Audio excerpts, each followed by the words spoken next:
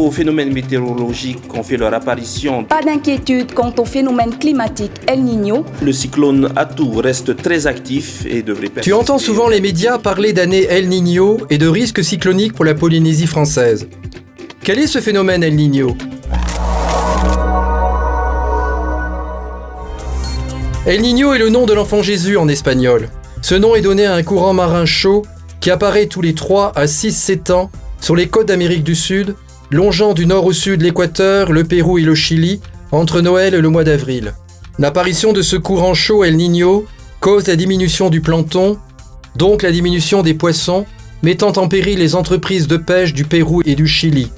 Par contre, il apporte des pluies abondantes sur les plaines sèches du Pérou et de l'Équateur, ce qui augmente ces années-là les productions agricoles.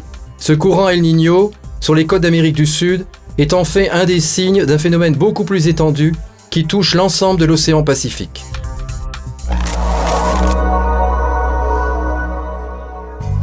En année normale, la situation est la suivante. Il existe une différence de pression atmosphérique entre la côte est du Pacifique Sud et la côte ouest. À la latitude de l'Équateur et du Pérou se situent des hautes pressions, alors que sur l'Indonésie et l'Australie se situent des basses pressions. Les vents alizés soufflent des hautes pressions vers les basses pressions d'est en ouest. Plus la différence de pression est grande, plus les alizés sont forts. Traversant l'océan Pacifique, les alizés se chargent d'humidité au contact de la surface chaude de l'océan. En s'élevant, l'air chaud et humide se refroidit et provoque de fortes précipitations. D'autre part, les eaux de surface du Pacifique sont poussées par les alizés de l'est vers l'ouest. Les eaux chaudes d'une température supérieure à 28 degrés centigrades s'accumulent dans la partie ouest du Pacifique, formant un grand réservoir d'eau chaude. Cela explique les pluies abondantes sur les Philippines, l'Indonésie, la Papouasie-Nouvelle-Guinée, l'Asie du Sud-Est et le nord de l'Australie. Le niveau marin est alors de 30 à 70 cm plus élevé dans la partie ouest du Pacifique que dans la partie est. Cela donne naissance à un courant sous-marin qui fait remonter l'eau froide située en profondeur le long des côtes d'Amérique du Sud. Cette remontée d'eau froide s'appelle upwelling. Elle amène la sécheresse sur les côtes du Chili et du Pérou. Tous les 3 ou 6 ans, cette circulation atmosphérique et océanique est perturbée par le phénomène El Niño.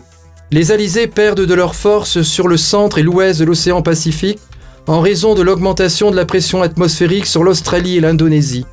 Cet affaiblissement des alizés a pour conséquence le déplacement des pluies plus à l'est sur le Pacifique central. L'affaiblissement des alizés a aussi pour conséquence de supprimer l'accumulation d'eau chaude sur les côtes du Pacifique ouest. Le courant froid sous-marin ne se forme plus et la remontée d'eau froide en surface, upwelling, disparaît sur les côtes du Pérou et de l'Équateur. Les côtes de l'Australie et de l'Indonésie connaissent des périodes de grande sécheresse et des risques d'incendie.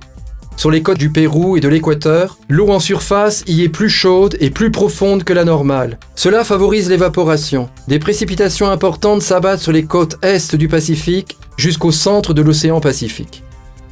Le fonctionnement est donc le suivant. Quand la pression atmosphérique augmente à l'ouest du Pacifique, au large de l'Australie, elle diminue à l'est, au large de l'Amérique du Sud, et inversement. On parle d'oscillation australe, Southern Oscillation. Associée à El Niño, l'ensemble du phénomène porte le nom scientifique de ENSO.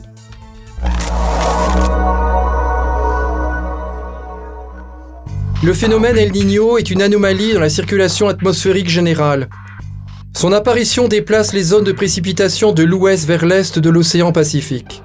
Des pluies abondantes arrosent les côtes d'Amérique du Sud, habituellement marquées par la sécheresse.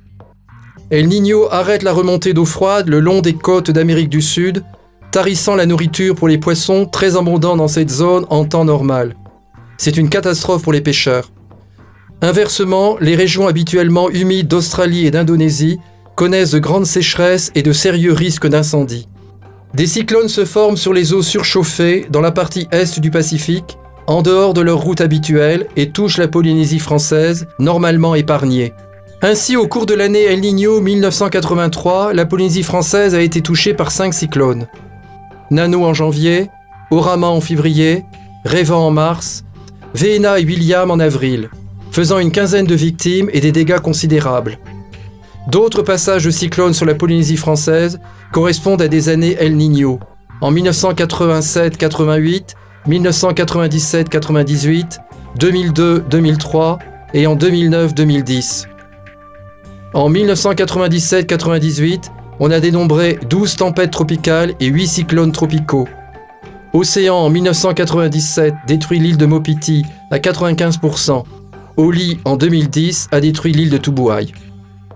Certaines années, au lieu d'un retour à la normale après une année El Niño, on tombe dans l'excès inverse. Une année froide, appelée la Niña, succède à une année chaude El Niño. La Niña est caractérisée par une accumulation d'eau froide dans le Pacifique, au large de l'Amérique du Sud. Pour les pêcheurs du Pérou et du Chili, c'est une aubaine avec le retour d'eau plus poissonneuse. La répartition des précipitations est ainsi modifiée. La Niña concentre les pluies sur l'Australie et accentue la sécheresse sur les archipels polynésiens. La Niña ne suit pas automatiquement un épisode El Niño. Au XXe siècle, pour 25 épisodes El Niño, on ne compte que 17 épisodes La Niña.